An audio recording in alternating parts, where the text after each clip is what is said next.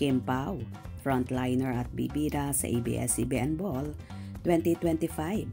Sabay kayang rarampa sa red carpet.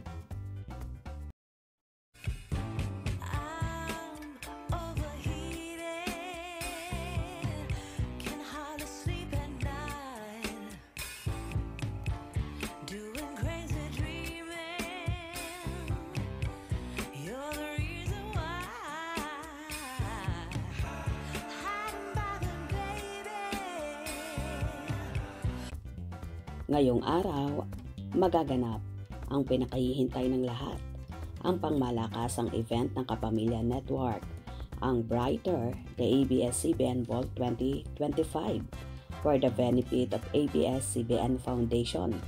Special red carpet live stream, April 4, 2025. Pre-show, 5 p.m. Show, 5:30 p.m. Inaabangan nga ng lahat ang isa sa frontliner at bibida sa red carpet, ang tambalan ni Kim Chiu at Paolo Abilino or Kim Pao tandem na for sure pasabog ang magaganap sa Kim Pao ngayong araw.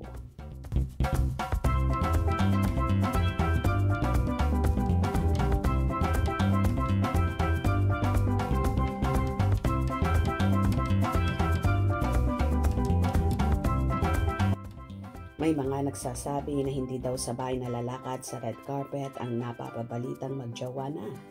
Ayon naman sa isang fan, ang sure ko hindi gawaing magdala ng partner sa ball ng Kim Pao ever since unless jowa na sila.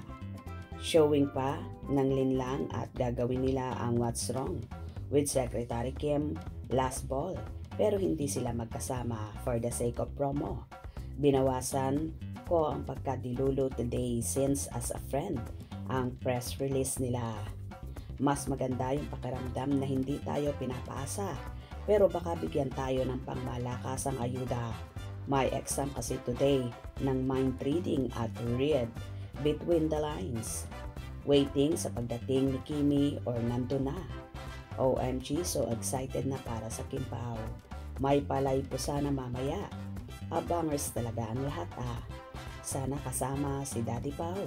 Baka naka-check-in na siya sa Soler. Baka naman may pa-spoiler alert na dyan nang get ready with me. Ha ha ha ha. Pa-share naman. #Kim Pao. Ang gagaling talaga ng soko namin. Nakaka-excite mag-abang sa ABS-CBN Ball kung anong mangyayari today. Either magsisimula ang pila or official nang ipapaalam na sarado na ang pila kasi confirm na may nanalo na. Okay lang sa akin kahit hindi magkasabay, doon ako sa galawan at tinginan. Basta ako naniniwalang magkasabay sila mamaya sa ball. Sabay po yan. Dati hindi kasi, wala pa namang Kim Pao. Ngayon, kaya ang sikat-sikat nilang dalawa, takot yan silang sasama loob ng mga Kim Pao fans. Nako, di naman pwede na di sila magsabay, mabash sila. Nyan, magkasama sa lahat ng bagay tapos dyan di magkasabay. Nako, daming iiyak na fans niyan. True, ako umaasa ako na ang Kim Pao magkasabay mamaya. Doon ako sa off-cam ayuda. Yung makalaglag pa nga na naman ang suot niya, mapalalaki o babae. Nakapanganga sa ganda or kaseksihan ni Kimi. Yes, even mga kababaihan na pahanga sa kanya. Even mga celebrity guys. Pag dumaan siya may second look. Si Papa P nga hindi nakatiis. Talagang nilapitan at kinausap si Kimi. Hehehehe. Yes me. Napanood ko rin yun.